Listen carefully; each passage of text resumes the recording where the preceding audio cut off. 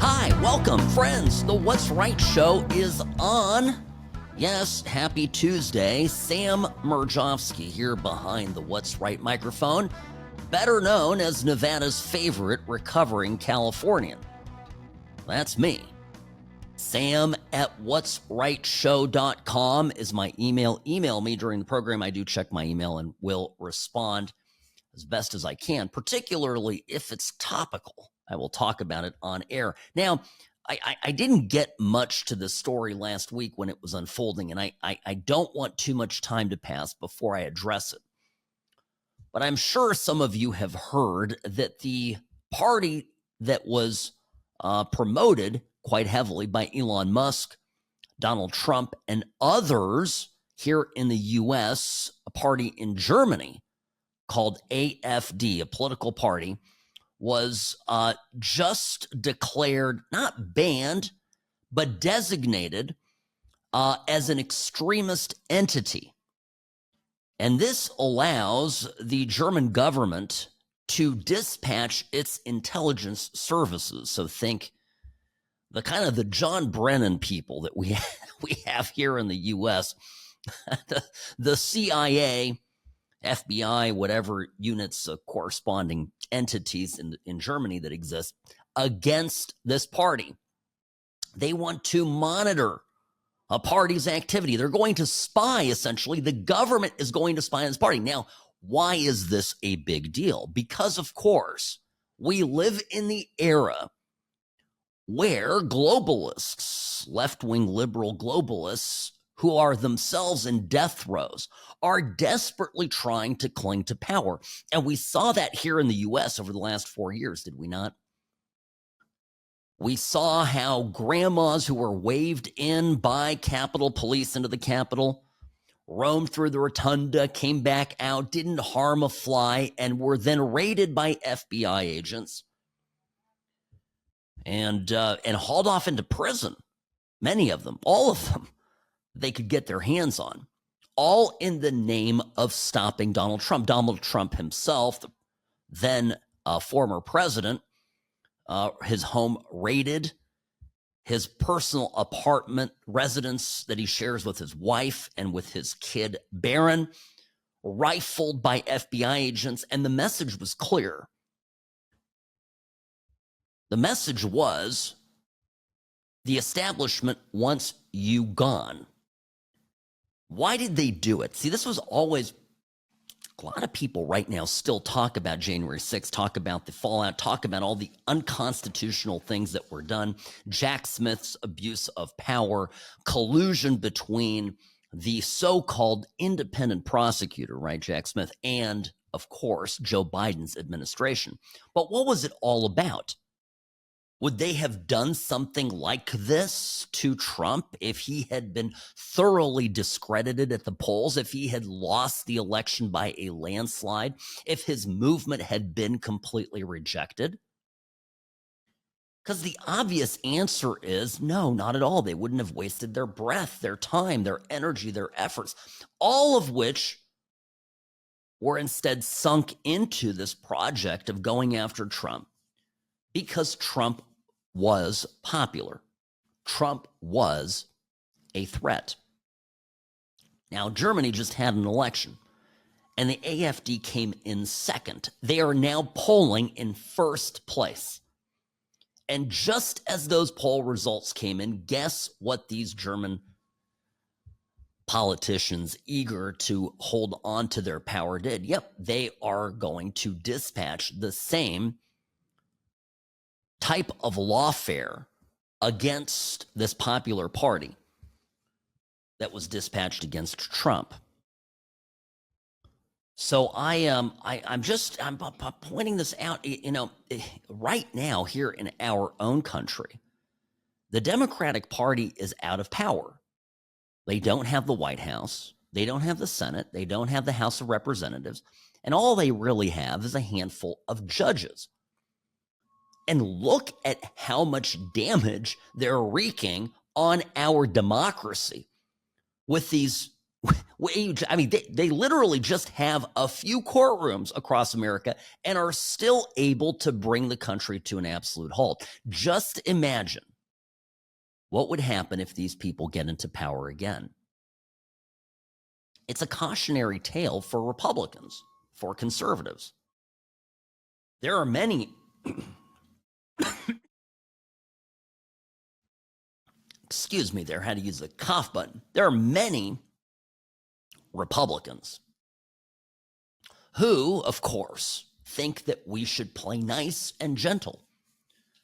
I listen to them on Fox News. I see it all the time. They think Trump is being too big of a bully. They think Trump should have a deference to norms. They think Trump needs to listen to the Supreme Court and not act like a king. After all, we Republicans need to demonstrate to the left how things are done properly.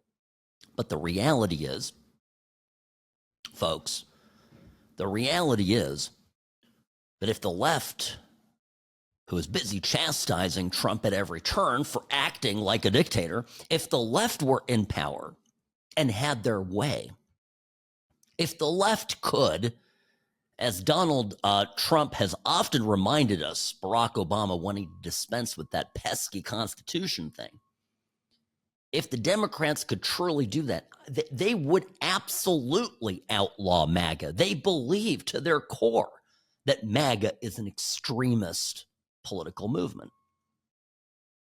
I saw here one of the reasons. I guess AfD is promoting extremism. Do you know what that consists of? You know why the AfD in Germany is called, and by the mainstream media too, here in this country, they talk about it all the time, that it's a Nazi party, even though bafflingly it's actually run by a woman who happens to be a lesbian in a domestic partnership. But, I digress.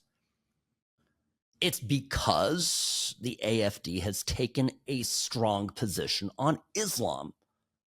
And Europe has a Islam problem. They have a mass migration problem. They've been overrun by people who cannot, are unwilling, will not peacefully coexist with their guest nations.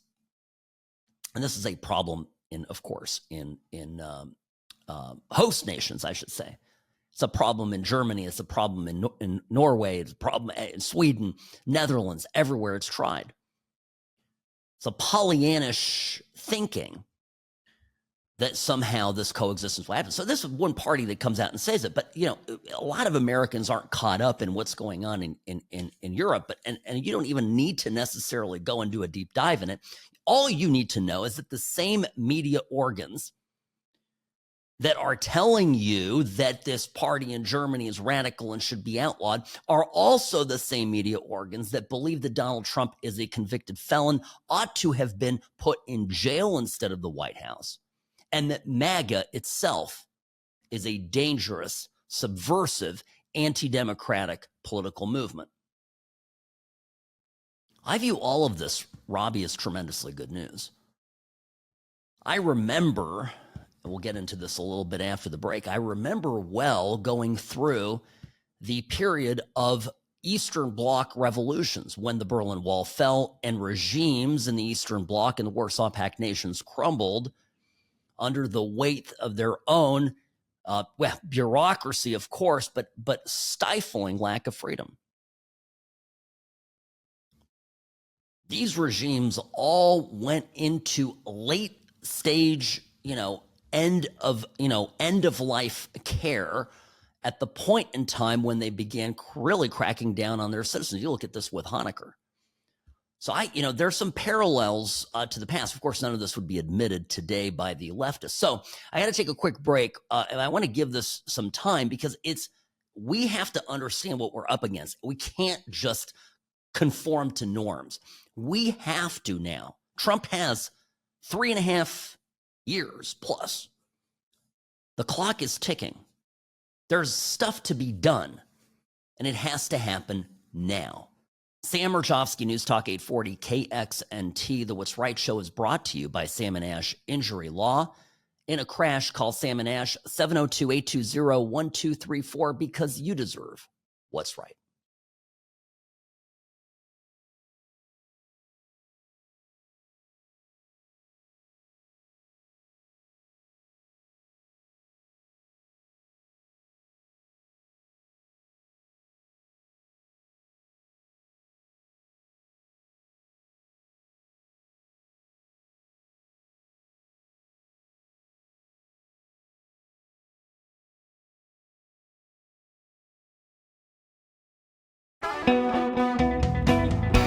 Folks, let me give you precisely an example of this kind of Republican defeatist thinking. Sam Mirejovsky, News Talk 840 KXNT. If you're just joining us, I'm mentioning how there is this uncanny thing that Republicans love to do. They love to get in their own way with their various moral scruples, high ground, and things that they think will earn them brownie points from voters, but also from their Democratic colleagues. Then, of course, Democrats come into office, gain political power, and the hell with norms, the hell with decency, the hell with any kind of standards, they throw it all out the window. Now, Tom Tillis, who is running for re-election down in North Carolina, he's a Republican senator, was caught up with reporters this morning to talk about Ed Martin's confirmation. Ed Martin is the interim U.S. attorney for the District of Columbia. Put another way, this is Trump's chief prosecutor, okay, who was answerable to the attorney general in the very district where all of these Democrat shenanigans occurred. For example, where all of this money was stolen, okay?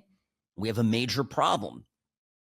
DOJ has uncovered extensive criminality. People need to be prosecuted. People need to be held accountable. Now, I've told you from the beginning, I think Republicans are steeped in this too. I think there have been, it's not just Democrats who've been on the take from all these NGOs, this funny money, USAID, hundreds of millions of dollars, billions of dollars floating around the DC metropolitan area. So it's not surprising that certain Republicans are finding any excuse to shoot down the nomination of Donald Trump for this particular position. And Ed Martin happens to be the guy. Now, here's Tom Tillis, again, answering the question as to why he's a no on Ed Martin. He is, I don't believe he's being advanced to the markup. I met with Mr. Martin. He seems like a good man. Most of my concerns related to January 6th. And he built a compelling case on some of the 15-12 prosecutions that were probably heat of the moment bad decisions. But where we probably have a difference is I think anybody that breached the perimeter should have been in prison for some period of time. Whether it's 30 days or 3 years is debatable, but I have no tolerance for anybody who entered the building on January the 6th, and that's probably where most of the friction was. I see. So he disagreed with you on that? Well, no, I have to say that Mr. Martin did a good job of explaining how there were people that probably got caught up in it, but they made the stupid decision to come through a building that had been breached and that the police officers and others were saying stay away. So the difference wasn't that they should be charged, in my estimation, it's by how much. That's an argument I'm willing to have, but we have to be very, very clear that what happened on January the 6th was wrong. It wasn't, it was not prompted or created by other people to put those people in trouble. They made a stupid decision and they disgraced the United States by absolutely destroying the Capitol, and I can't have any patience for it. Well, I can excuse members of the public when they believe that January 6th was, the worst thing that ever happened in the history of the universe, and every single person has to be punished. I get it. If you're watching CNN, you watch MSNBC, you have a warped perception of this. So I get that. Now, I don't excuse a Republican member of Congress, let alone a sitting U.S. senator, from saying something this colossally stupid. You have to be a completely, willfully blind individual to not understand that there were people literally waved in by Capitol Security. Come on in. There were stages to this. Not everyone's case is the same. And until you answer for me about these masked agitators that we have video of getting unloaded from buses shipped in, when we at the same time know that that very same NGO money, funny money circulating around Washington, was being used by NED, USAID, and others to fund political action, okay? Rabble rousing, Antifa, etc. I don't want to, none of these people should have been, all of these prosecutions shouldn't have transpired until we've gotten to the bottom of it. So the whole thing was a setup. I'm more convinced of that now than ever. And this guy's sitting there going, yeah, I don't want to, I'm not going to, it's just, to me, this is the threshold. It is, I can't say it's low IQ. I'm just telling you, it's willful obstruction of the president's agenda. And it is an example of the swamp protecting itself.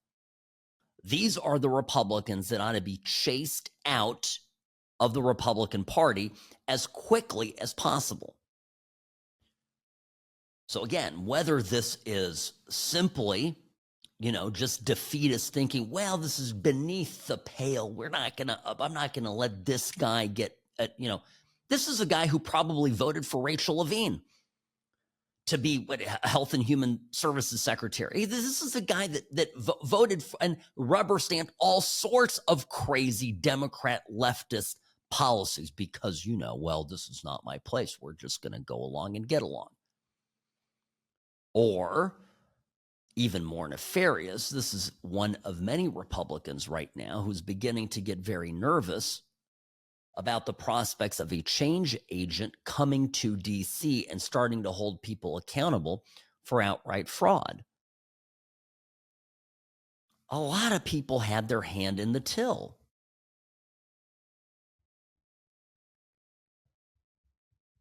That's just a fact. I mean, I think Robbie is one of the biggest, and incidentally, I don't know if you saw it, but there has been word that Pam Bondi, they're being quiet about it, but some people are talking, that apparently Pam Bondi is preparing, a case. And I've told you, so everybody out there saying, oh, Pam Bondi, where are the prosecutions? Where are the scalps? We got to go in there. I'm like, folks, it takes a while to build the case. Do you want to go and have cocked? Do you want a performance stunt? Or do you want to do this the right way? You've got to build the case. It doesn't happen overnight. And by the time you, unveil either go to the grand jury or file a case and unseal it, you've got to have all your ducks in a row. And there's also multiple defendants. So I'll defend Pam Bondi on this, but the point being, they're preparing a case, and word of this is beginning to kind of circulate through Washington, D.C., and the result is, no. We're Republicans. Notice what he said.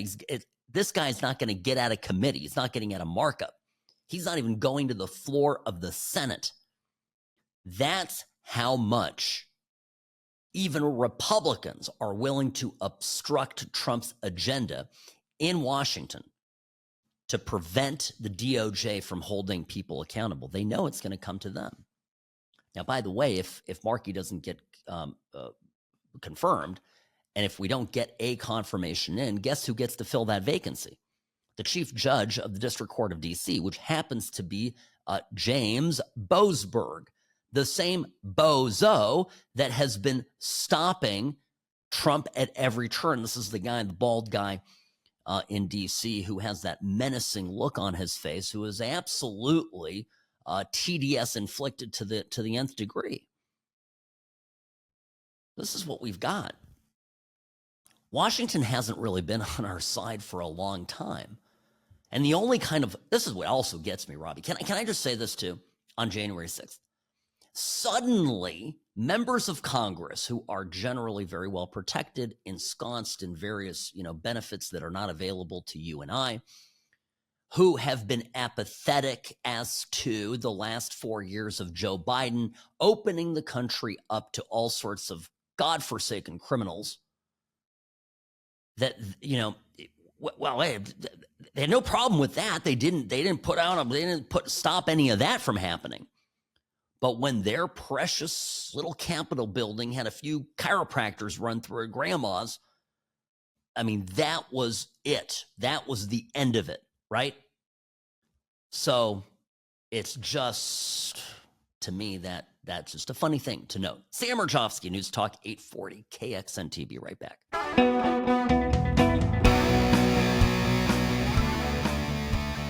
Greetings and welcome. Sam Mirejovsky here, Nevada's favorite recovering Californian behind the What's Right microphone. So I have to mention, a lot of smart people out there, folks, are absolutely wrong and have been consistently wrong, instinctually and I guess maybe intellectually, on the tariffs. So I'll give you an example. I'll give you one very good example. Yesterday, I mentioned this on the program that there were that India offered a deal, a trade deal to the U.S., and the deal was basically zero tariffs on, and I believe it was steel, Robbie, right, pharmaceuticals and car parts. And and I remember, well, I shared this. I know I mentioned that yesterday on the program, and then of course I was watching some evening news last night, and I was watching CNBC, and guest after guest is, Trump should take this deal. Trump should take this deal. He needs to do this. This is a great deal. Everybody playing, armchair general, telling Trump that, this is, now you've got the deal. Go take it. This is great. This is going to be great for American steel. And I remember what I said about it yesterday. I actually didn't have an opinion on whether we should take the deal or not. I just said I kind of think this favors India a little bit more because, let's see, they produce the pharmaceuticals. They produce a lot of car parts, probably more than we do. And we have steel, although Arcelor, there's a big steel mill out in India. I know of at least one. If you'll go around, you go around, walk around any American city and look at the pothole covers. Manhole covers. Yeah, look at the manhole. A lot of them say India written on them. They do. I mean, it's a fact. So I kind of thought that the deal benefit anyway. So today, the news is that India has offered a new deal, and it's 0% tariffs on everything. What if Trump had listened to all those smart people on CNBC? I'm just saying, what if he had listened to them? So, this was last night, for example.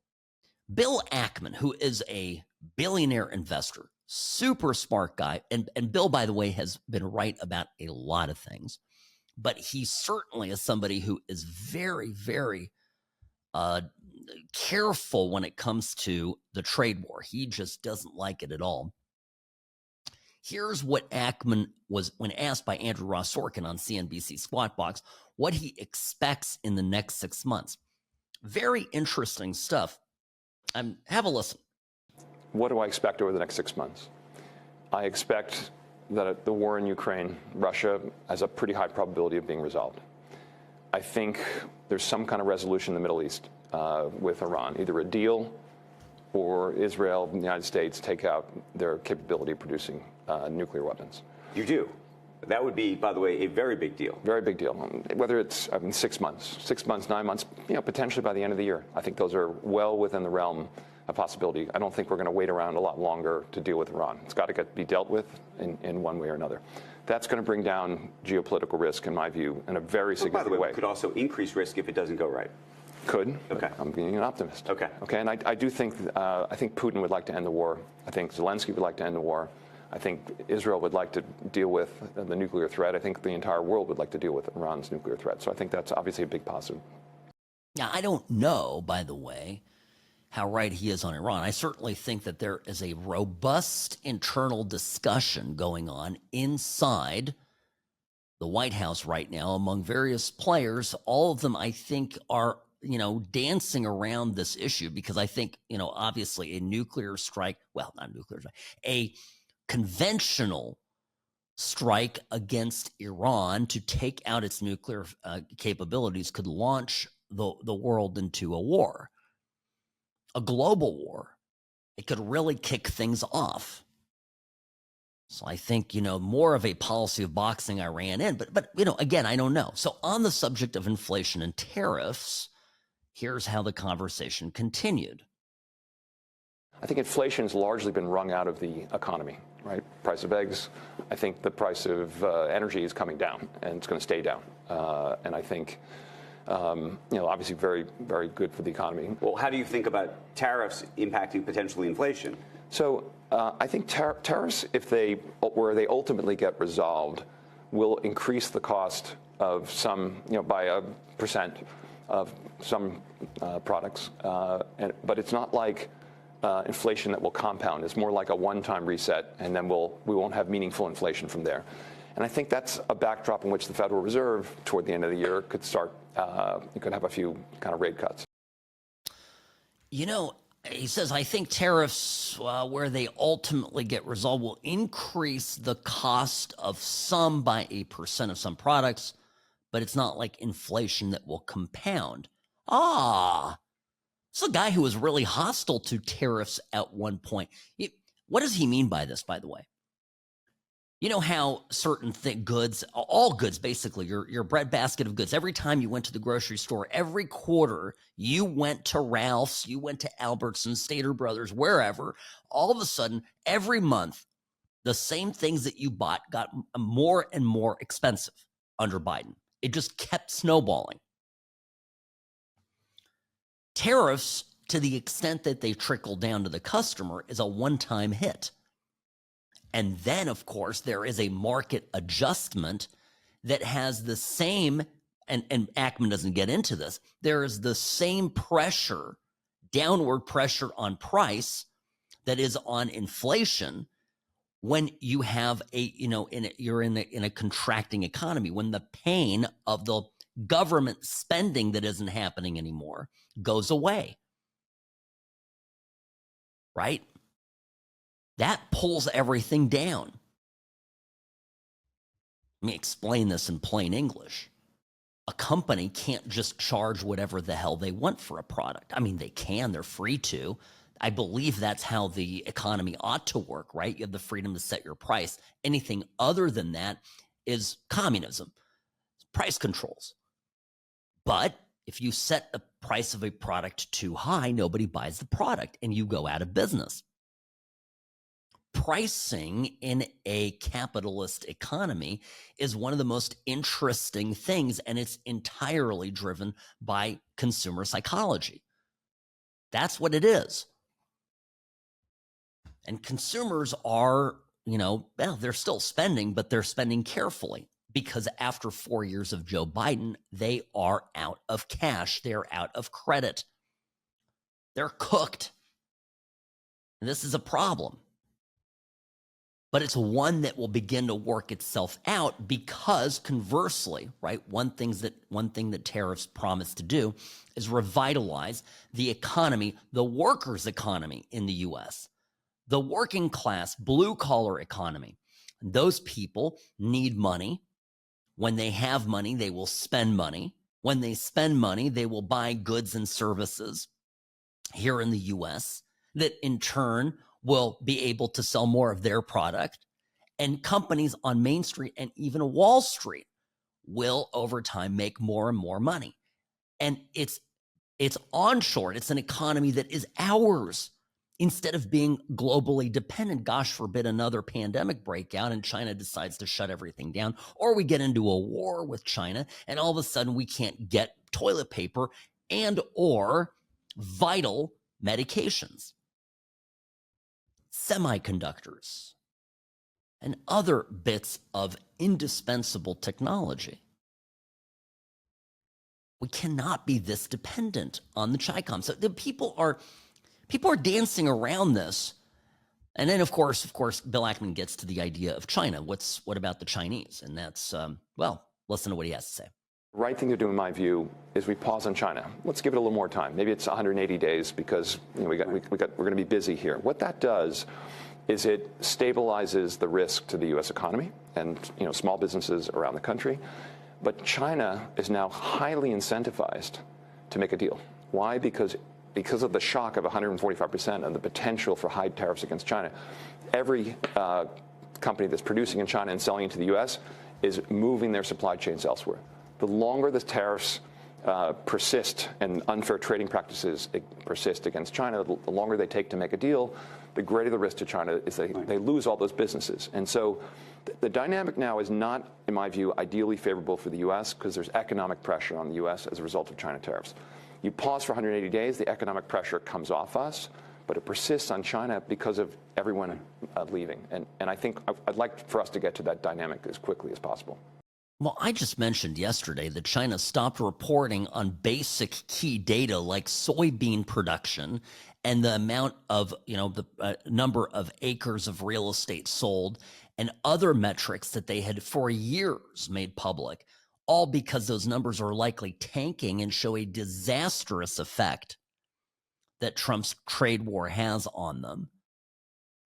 All because the Chinese economy has been a house of cards, something I've talked about here repeatedly. Honestly, during Trump's first term, I mentioned this. But Trump listened back then to the experts on the subject of tariff. Do a pause. Okay, pause. What show China we got them on the mat. Finish them off. Why do we give a rip about the Chinese? Why are we funding our greatest military adversary? It's ridiculous, right? It makes no sense. But this is a Wall Street guy, so he's got to get his stocks up. He hates having stock losses. And one thing that's clear from the stock market is, again, it's emotion driven. When the sentiment was that this trade war was going to drag on forever, the stocks were plummeting. As soon as it became clear this was not going to last forever and deals were coming together with for example, India, the stock market started to go up. Did the value of those businesses, of those companies, change dramatically from from the first week of April to the third week of April? Of course not. The fundamentals, everything was the same. And like I told you, just keep calm and carry on. I think Trump's on the right thing. The last thing he needs to do is listen to the experts. I think he learned that lesson. I'll explain when we come back. Sam Mirejovsky, News Talk 840, KXNT. The What's Right show is brought to you by Sam and Ash Injury Law. In a crash, call Sam and Ash, 702-820-1234, because you deserve what's right.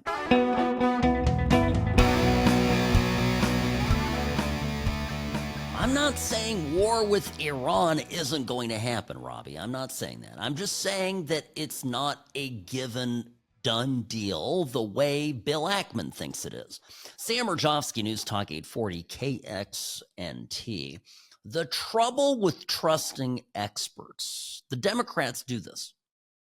That's their whole shtick. I trust the experts. I get an expert to tell me what I need to think, what I need to do, what medication to take. I'm going to follow the experts, and everything's going to work out.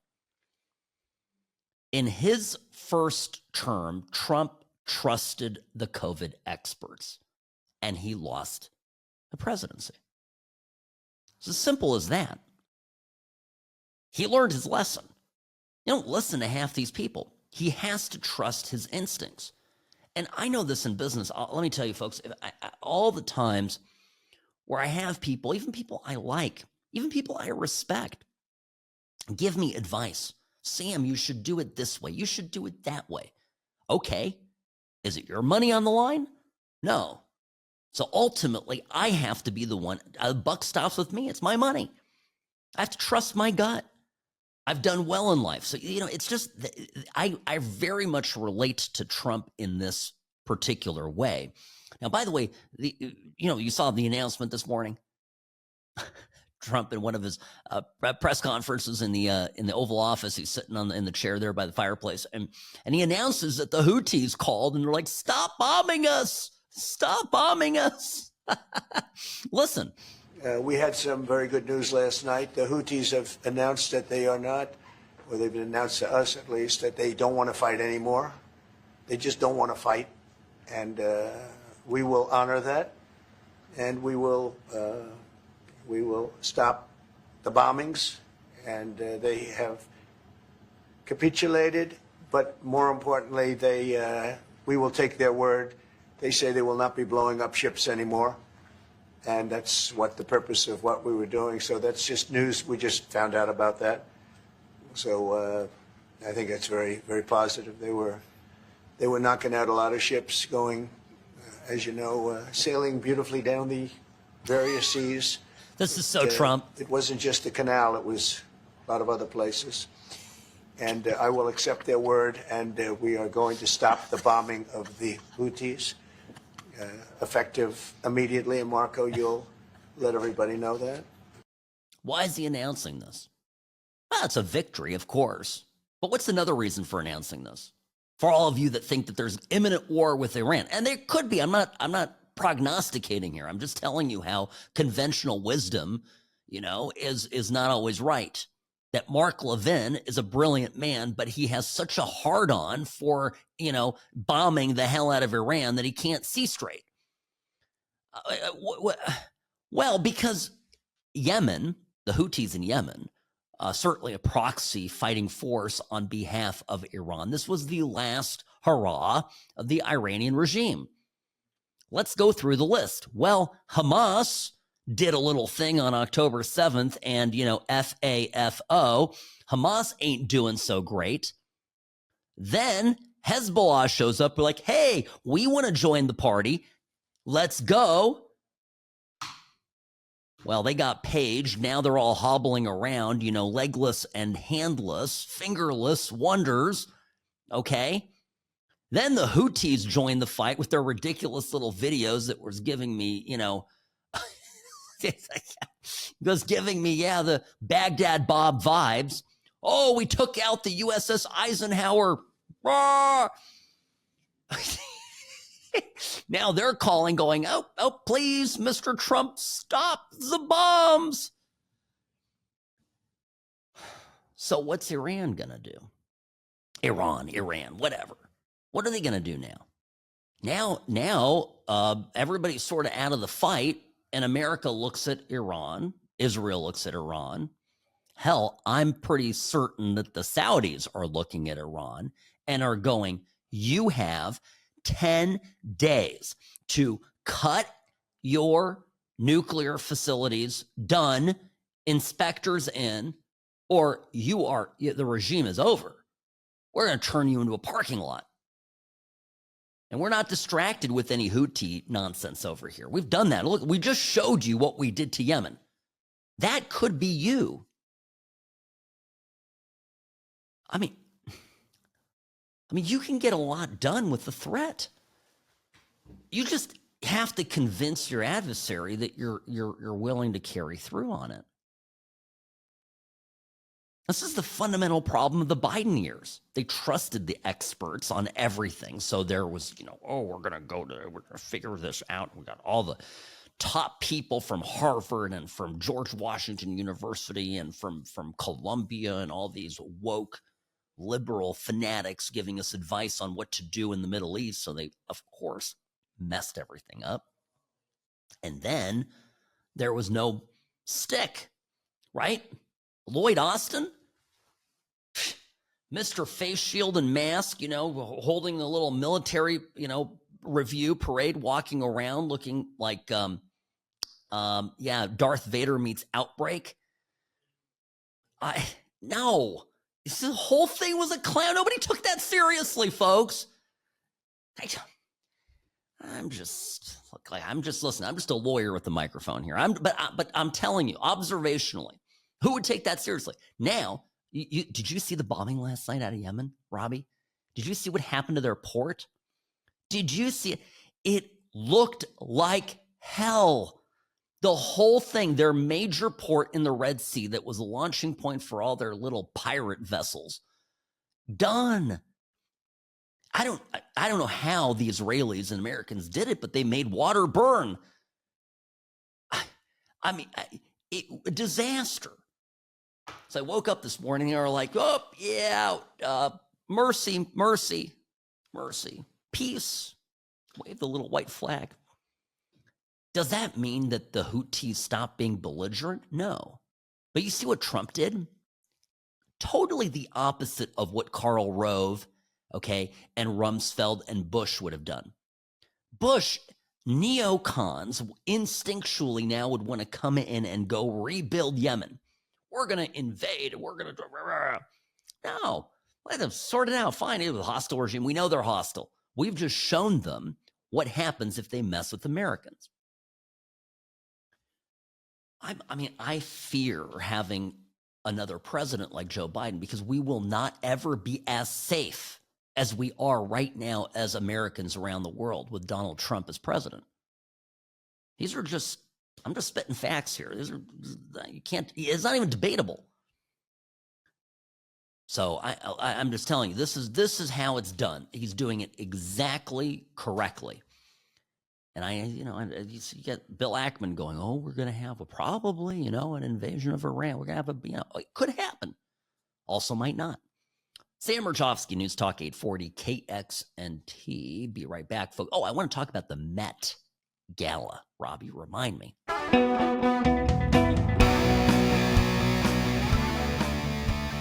Hi, Sam Mirejovsky here behind the What's Right microphone. Greetings, friends. Welcome to the What's Right show.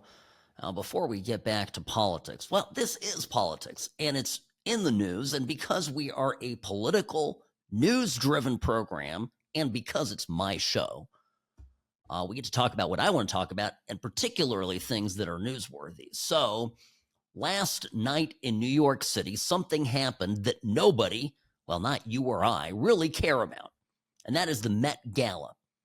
This happens once a year at the Metropolitan Museum of Art that houses spectacular artwork, great achievements of Western civilization. And once a year, it's taken over by Anna Wintour, who is the, I think now former editor of Vogue. I don't follow this very closely, but if you've seen the movie, The Devil Wears Prada, that character, okay, played by Meryl Streep, is Anna Wintour. It's based almost precisely entirely on Ms. Wintour. And she is, by the way, doesn't get played up in the movie, but Anna Wintour, as you might imagine, a fashion editor in New York City, is an absolute dyed-in-the-wool liberal Democrat woman, okay? Now, I'm just setting the stage, Robbie. You don't even know this stuff. I don't know. Maybe you do. You follow pop culture. I don't know, but I felt like I had to do that. So the party last night had a dress code.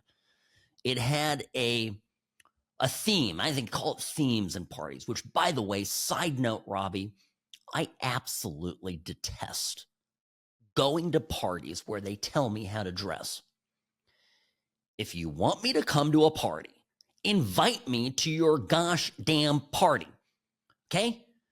Now, if it's cocktail attire, I understand. All right. Let me know what we're going for. All right.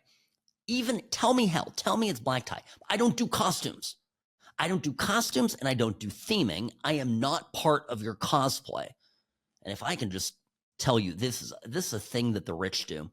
They love to invite you to stuff and tell you, oh, we're doing a theme. So anyway, the theme of this is super fine.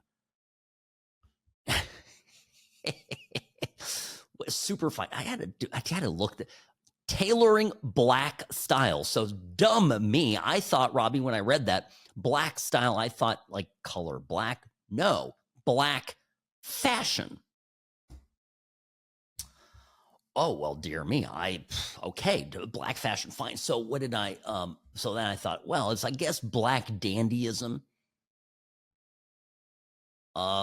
People who attended, I read somewhere, were told not to wear do-rags and pimp canes. Is that a real thing? Do-rags and pimp canes, not that kind of black fashion, Robbie. So apparently, classy black fashion. Look, I don't care. Whatever these liberals are doing, fine. Okay. But here's where it got controversial yesterday. Number one, the outfits were hideous. I happen to look, those of you watching on camera, I like to dress nicely. I'm not a poorly dressed person. Plus, I'm a lawyer. I have to occasionally look good. these outfits are just horrendous, right? Some guy walked in with a piano on his back. It's a prop, obviously, right? But he's like attached to him, and everywhere he went, the legs of the piano were bonking people in the head. Those people might need to call Sam and Ash injury law because they too deserve what's right, which includes not getting bonked in the head at a party. But anyway, have you seen The White Lotus, the most recent season of White Lotus? There was a debut as an actress of a very famous K-pop star whose name is, I believe, Lisa Manibal. And she goes by just Lisa. She's part of a K-pop group called Blackpink. Anyway, she plays the character there. What was her name in the show? Anyway, she plays she's Thai. She's from Thailand. She's a very famous singer. Okay, Mook was her name. The one of the maids there, workers in the hotel. Okay. She wears to this gala. This is where I just set it all up. Apparently, she wore an outfit made entirely of lace, including stockings and underwear. I'm looking at it. She literally went in her underwear. And when they finally took an up-close look at the pictures of her underwear, found out that she had Lisa Parks and her underwear. They had pictures of Lisa Parks, Rosa Parks. Sorry, I'm getting Lisa's the actress. Rosa Parks, the iconic civil rights figure.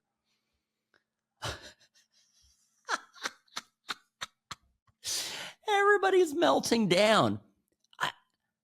I don't think that the nice gal from Thailand really understands what that even is. What do you bet? So she's told somebody in Thailand, hey, I'm supposed to dress for a black-themed party, and they go, well, we'll put Rosa Parks on your underwear. Well, we'll put her on your butt because, I don't, this is, yeah, move her to the back of the jokes are endless, Robbie. I won't repeat that on air. But listen, I don't care, and neither do you, is the point of this. This is a giant party for people who have absolutely lost not just the U.S., right, but are losing globally in their any kind of influence that they thought that they had. These are all people that get together on a daily basis in New York and Paris and London and Dubai, maybe, I don't know, maybe not Dubai, but in fancy places around the world. And they go, oh, Trump. Oh, this is just terrible. Oh, F Trump. Stop Trump. Oh. These are the people that produce cultural garbage that nobody wants. They design clothes that we think are hideous. They surround themselves with art that's ugly. Their ideas of how the world ought to work, if we take Trump out of it and just look at philosophies, are dead wrong. And so they throw themselves this giant, lavish, decadent party that, by the way, if they just took the proceeds from all these outfits and everything and actually used that money to help the poor, more good could be done with that, arguably, if given to the right charity, than having a giant, decadent bacchanal. But because these are all limousine liberals and they're corrupted to the depths of whatever souls they have, of course, none of that matters. None of that, all that lost on them. So people talk about the Met Gala and, oh, what's she wearing? And, oh my gosh, she put Rosa Parks on her underwear. And I'm thinking to myself, so what? That's funny. And so the liberals are all falling apart. On one hand, see, this is the real conundrum, Robbie. On one hand, you have a female iconic actress who is foreign born, and she's got diversity, but she's got Rosa Parks on her underwear, so that's not good. She should have just put Cookie Monster on her underwear, like my 3-year-old had at one point in his life. Cookie Monster would have been less controversial no doubt. By the way, the kind of people that go to this party is like Ellie Mistel. It tell you how deranged the left is. Ellie Mistel went on this podcast here. This I can't believe this. It's actually real. I had to make sure that this wasn't AI. So the conversation was about immigration, right? And this guy is always on MSNBC. He's a huge Democratic activist. And he goes on Kimberly Atkins Store's podcast on Sunday. And they're talking about how Trump is getting rid of all these criminal illegal aliens. And Ellie Mistel says this about possibly getting shot. Why do I care what their status was when they committed the crime? If you can prove they committed a crime. I say in the book, if I get shot, if I get murdered by an undocumented immigrant, please tell my children I did not care that they were undocumented. Right. Well, does anybody want to explain it to him? Can somebody do this maybe? Because I'm still losing my voice over here. Can somebody explain this? I don't know. If there's 100 potential murderers in your city within, I don't know, call it 5 square miles of you, 100 murderers, potential murderers, and Joe Biden opens the floodgates to all these, undocumented gangbangers, and suddenly there's 120 prospective murderers, people who, have the propensity to kill and, are out there looking for confrontation to rob you and have a gun, etc. Okay? If it went up by 20%, 15%, whatever, 15%, that's 15 more people in a 5, square mile radius that can kill you. Your chances of dying went up. Are these people ready to die for their ideology? I think they might be, or they just don't understand how the law of probability works.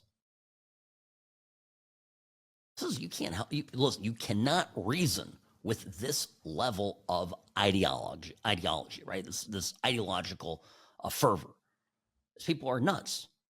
Sam Mirejovsky, News Talk 840, the What's Right show will return in just a few minutes.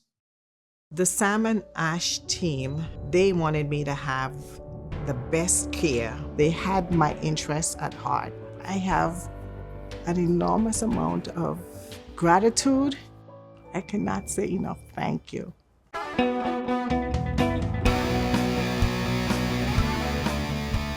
Hi, welcome back. Sam Mirejovsky, News Talk 840 KXNT. So for Ellie Mistel, who seems to not care whether he's murdered by an illegal or by someone with documents, I'm going to say this. The cost of illegal immigration is high. Not if he doesn't care about himself, that's fine, but it's high also for the people who engage in it. This is a story yesterday from the San Diego Union Tribune. 3 people died when a smuggling boat capsized off of Del Mar. Del Mar is a beautiful little seaside community there, just north of San Diego. It was found at the Torrey Pine State Beach around 6:30 in the morning. A survivor who was interviewed told them, the first responders, that 9 people were missing. 9 people, including, quote, 1 or 2 children. This is the kind of stuff that happened every day when the borders were open at a much larger scale. Does Ellie Mistel and his merry band of Democrats that claim that they love illegals so much care about any of this?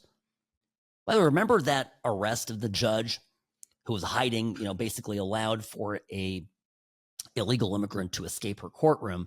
The mayor of Minneapolis did this ridiculous, Mayor Frey got a ridiculous interview on TV, local TV out there. Listen to what he has to say. A federal administration going in to arrest someone from the judicial branch.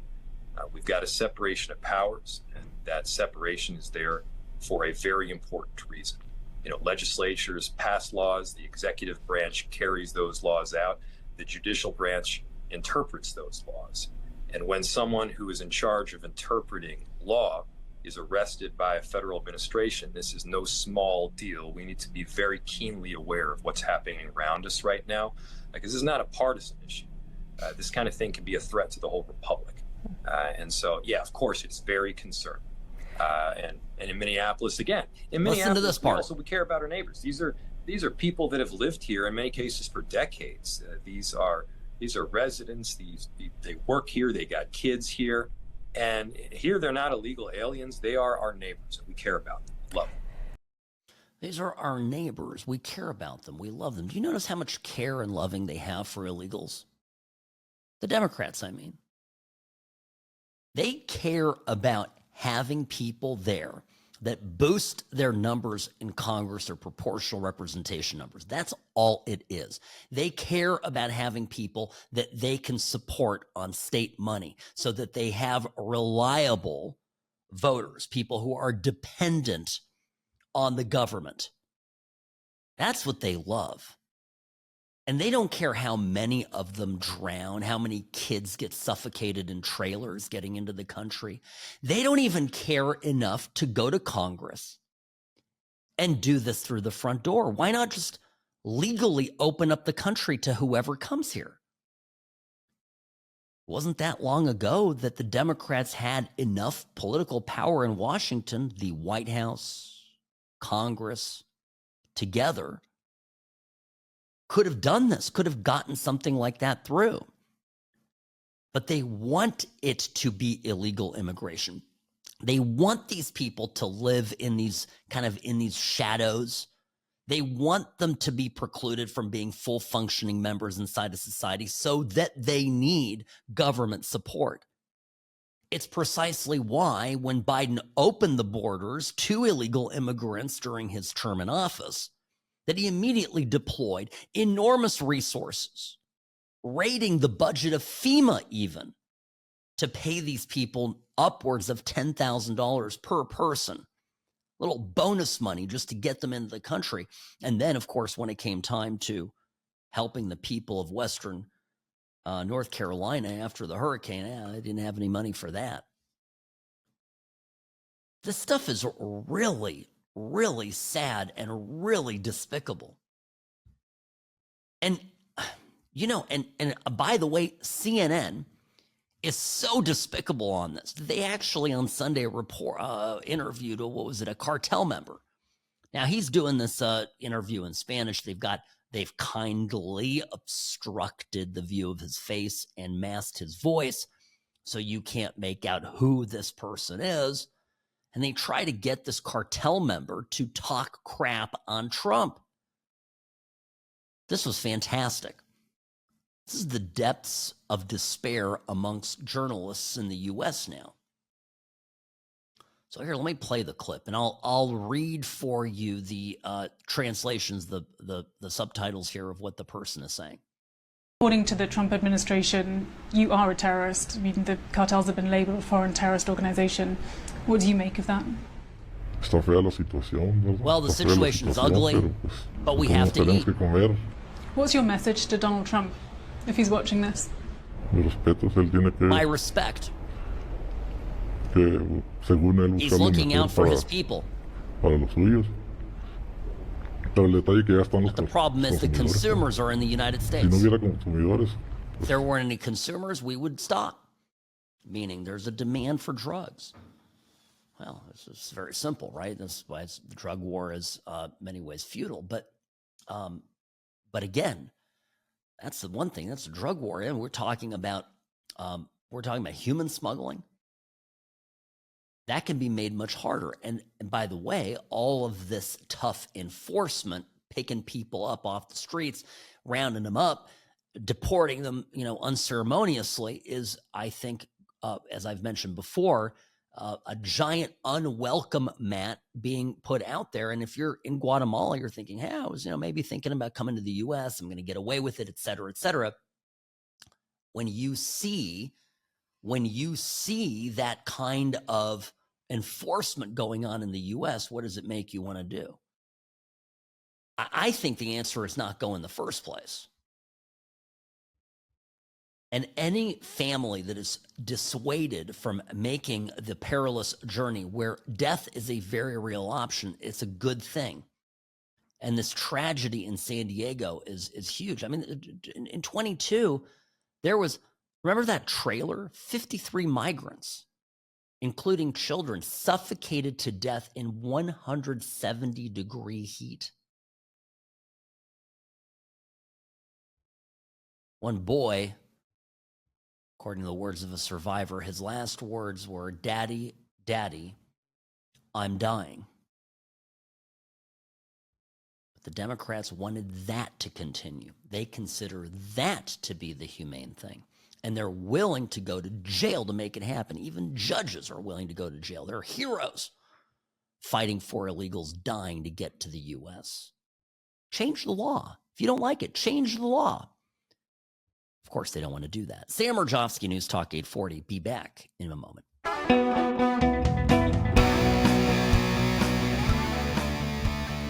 Rarely wrong, always right. Sam Mirejovsky, News Talk 840, KXNT. Greetings, friends. Welcome to the program. Great to be here with you this beautiful Tuesday. Summer, I think, around the corner here in Las Vegas. It feels certainly like it's getting better, getting warmer. The rain yesterday, oh my gosh, was coming down cats and dogs. So hope everybody's okay. If you're not in Vegas and you're listening to the What's Right show somewhere else, yes, it does rain in Las Vegas. I can attest to that. Not often, but when it does, oh boy. All right, friends. Speaking of immigration, you saw this. You saw that actually it was Marco Rubio who just absolutely laid it out as straight as he could last week in a cabinet meeting. That's it. He lays it out because remember, there's this giant fight around stopping the Trump administration from deporting anybody. The Democrats are fighting this tooth and nail. So Marco Rubio is asked, hey, where are you sending the people? Where he's asked this question, by a reporter in the room, and he just says, look, we're actively looking for countries where to send people, unapologetically. Listen to this.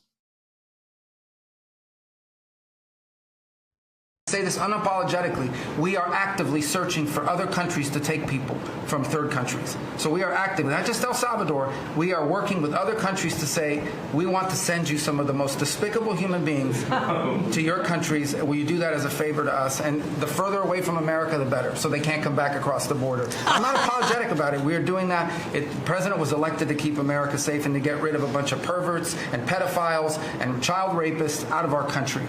Here's something else we've done. We stopped giving student visas to people who are coming here to burn down our universities and take over libraries and harass people. Why are we giving student visas to people who are coming here to create disruption? And we've taken away the student visas of people that are coming here to do that. It's simple. If you're coming to America to start riots, we're going to take away your student visa. And by the way, every country in the world that I travel, 14 countries in 14 weeks, you know what they all say to me? Yes, that's what we would do too. So the only people who seem to disagree with us are a handful of federal judges and a bunch of crazy people who get paid to write and report. So anyway, we're getting rid of that. My gosh, Marco, the Marco 2.0. Where was this? This is the action figure I always wanted, Robbie. This just, and by the way, this is why I love Cubans. I've always loved Cuban Americans. Just absolutely adore them because we share this common heritage of getting effed over by communism. We get it. We understand it. We know how the radical left works. Everything my parents told me about their time growing up in communist Czechoslovakia, I could sit down with Marco Rubio. We could talk about things like that for hours. So this fire, you almost get the feeling, that Trump somehow has liberated him to be the best version of himself. He's not worried about being a senator, about getting reelected, about it. He's just like, here it is, man on fire. And he's like that meme, that gif of the Elmo with the fire behind it. It's just, he doesn't care.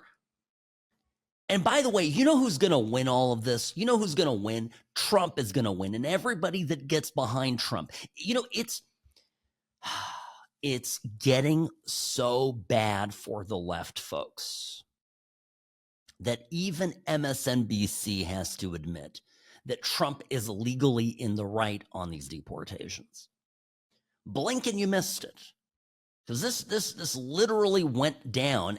What was this today, Robbie, right? It's wild. They had a legal analyst come on MSNBC, Joe Scarborough. Morning Joe is the show. Mika Brzezinski, I think, was there as well. And just have a gander. They're going, well, okay. How do these deportations work? How does this work? Because everybody's hung up on due process. And what have I been telling you about due process? It's not this big to do. It could be very short shrift. Due process does not mean, it's not guaranteed that you're going through a giant, trial. You have to go to a judge. It can be a quick administrative proceeding. There are different standards for different removals. And I feel bad for the viewers of MSNBC, Robbie, because I think some of them might have fainted after this. Well, the short answer, back then, we're talking about immigration law. The Alien Enemy Act is actually not part of immigration so law. We have three things. And as we said, excuse me for interrupting, but we have the Alien Enemy Act, which the South Texas judges said is illegal. We have what's happened in Venezuela. But then we have general deportation. That's what I'm talking about right here. Yep.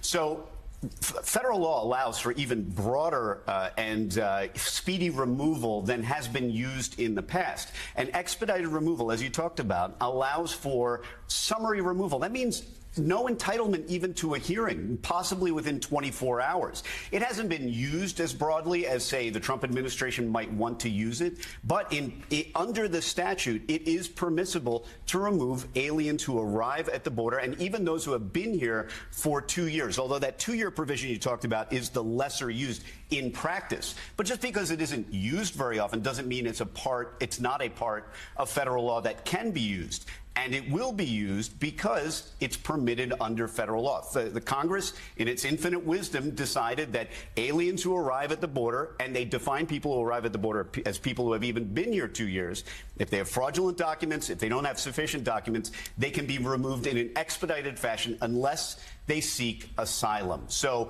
you don't run into those due process concerns, at least presumably because that statute, as it exists today, is still valid. Now, that's not what's at stake with the Venezuelans and the Alien Enemies Act. But the government's argument is that, hey, court, listen, you're telling us we need to provide notice. Well, take a look at this federal law. It says that we don't even need to have a hearing. It can happen within 24 hours. So if that's good enough for people who arrive here who are aliens, it's certainly okay for people that the president has deemed to be alien enemies.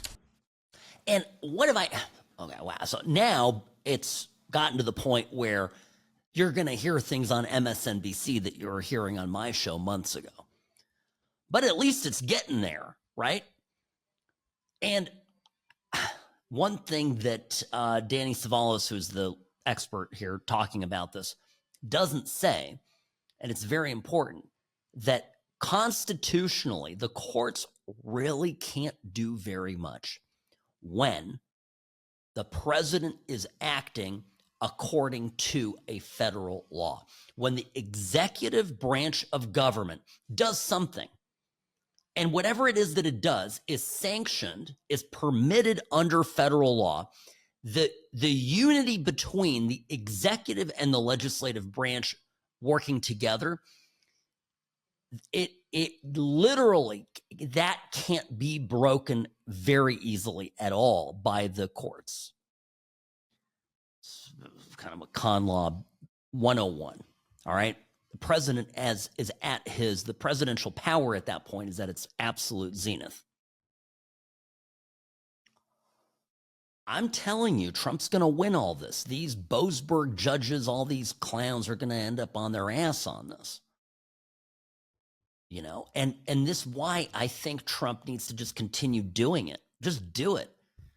And then troll them with the Alcatraz. Just start, okay, well, you want me to keep them? Well, I'm going to build Alcatraz and start and build it right in plain sight of all of those demented libs in San Francisco. This is going to be great. I keep thinking, I keep coming back to the Alcatraz. If somebody's made I saw this thing on the internet yesterday, just circulating around of somebody calling it Magatraz. Robbie, did you see this? Magatraz. M-A-G-A, Traz, right? And I don't know if people are asking me, Sam, because they heard the show yesterday, and I love the idea. And they said, Sam, it's a troll. And I said, well, maybe not. But I love it because, again, the Dems don't want these people deported. We certainly do not believe in releasing criminal illegals out on the street, so we're going to hold them let's put them somewhere, right? Some of these people are very bad people. Some of these people are state-sponsored terrorists when you look at Tren de Aragua. These are people who have paramilitary training given to them by the Venezuelan government. Why in the name of all that's good in the world would we consider keeping these people out kind of loosey-goosey in some little flimsy detention center? Let's, I don't know. I mean, let's, I am just saying this is probably where they're going with it, right? It's just provocative.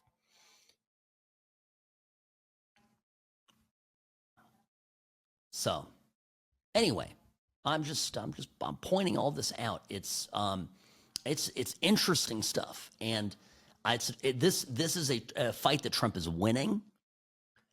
And he's also winning it in the court of public opinion. People are so happy that something is finally happening on the subject of immigration. Sam Mirejovsky, News Talk 840. The What's Right show is brought to you by Sam and Ash Injury Law.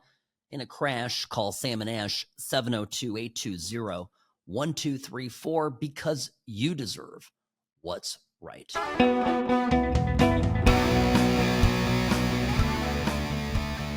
One of the best things that Trump has done, and continues to do is to downsize the government.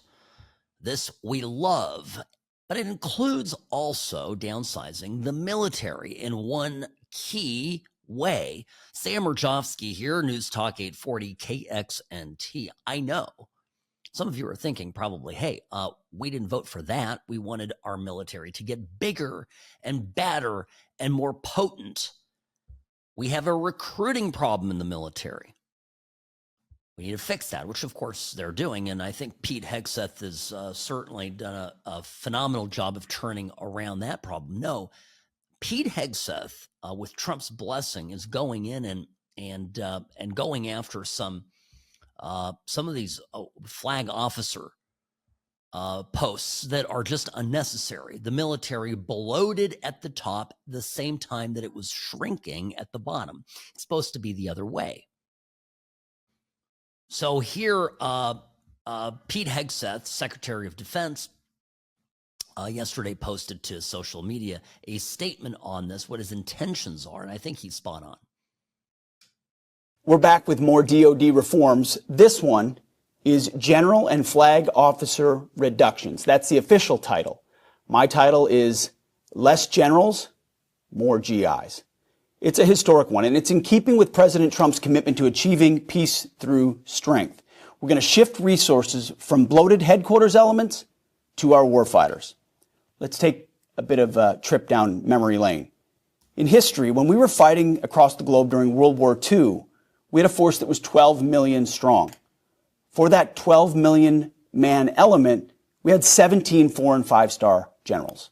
Today, we have 2.1 million service members with 44 4-star and flag officers. So it used to be a ratio of 1 general to 6,000 troops. Today, it's 1 general to 1,400. More generals and admirals does not equal more success. Now, this is not a slash and burn exercise meant to punish high-ranking officers. Nothing could be further from the truth. This has been a deliberative process, working with the Joint Chiefs of Staff with one goal: maximizing strategic readiness and operational effectiveness by making prudent reductions in the general and flag officer ranks. Bingo. This is, Robbie, you served and you love this. You're very excited about this. You mentioned that, of course, you get to a certain rank and it's basically like tenure in the military. These people don't perform well.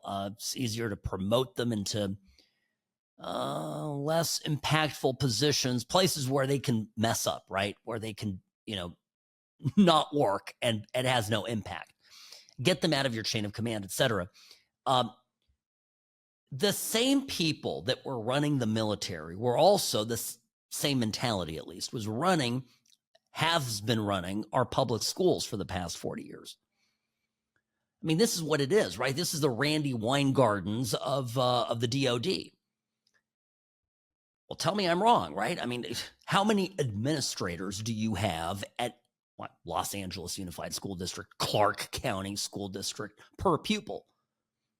And wait for it, has at any point in time the increase in a ratio of administration to pupil improved test scores or any quantifiable achievement at any level of those kids?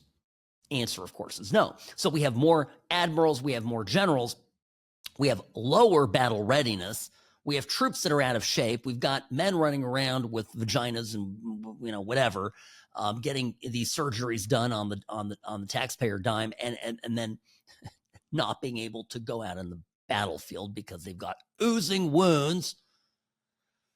Oh, making an uncomfortable face here just thinking about it. Oh, sorry, boss. Well, I wouldn't say boss. I can imagine being in a firefight, Robbie, and the guy's like, I gotta lubricate my neo-vagina. Excuse me, time out. The Houthis are fighting us. They've changed their minds. The ceasefire was just temporary.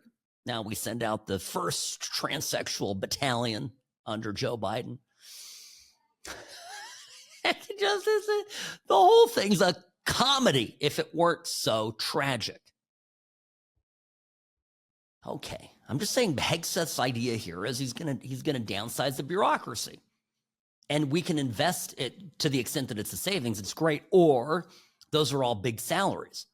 I mean, how many enlisted men, new recruits, can we get into the Army, let's say, for the price of one general?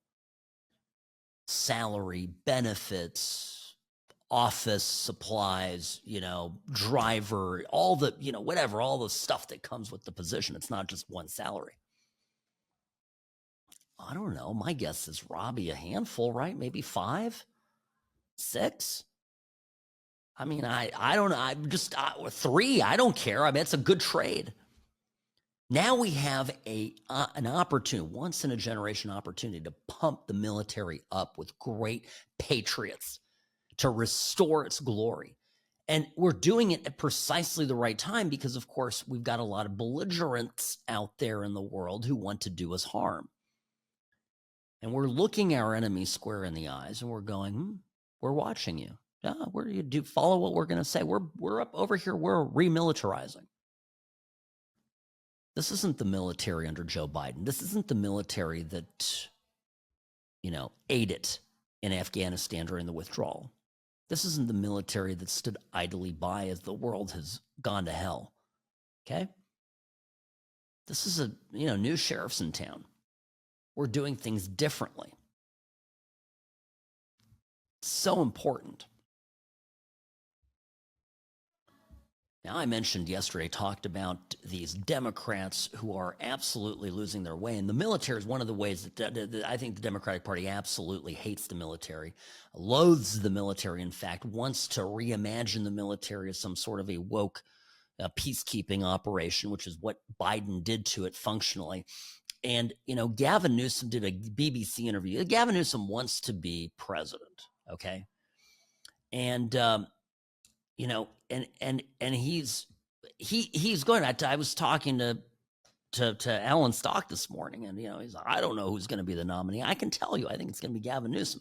But anyway, he did a BBC interview. That actually stands for the British Broadcasting Corporation. Those of you out there with inquiring minds. Okay, the BBC. This is great. This is a part of his humility tour, his listening tour. He understands why they lost. We lost the popular vote, and we lost the electoral vote. We got crushed. And we need to be humble about that, and we need to have some grace, and we need to understand why. Was it because of the incumbency penalty? Was it because of inflation? Was it because of interest rates? Was it because of immigration? Was it because we were too, quote unquote, woke? Was it because of issues with Israel? Was it all of the above? I think we are going through that forensic. We need to understand it. At the same time, we also have to push back against the whitewaters and headwinds of the Trump administration. Yeah, the problem is that in spite of this polling out there that keeps saying that Trump is underwater, there's another poll today where Trump is 51%, and it's not Rasmussen or the Insight poll. So it's starting to correct itself, right? Setting aside the fake polls, right? Trump is popular. These policies are popular. How do you run against the successful incumbent policies? The fact of the matter is, at the end of the day, the wrong track of the country under Biden was insurmountable. We all understand this.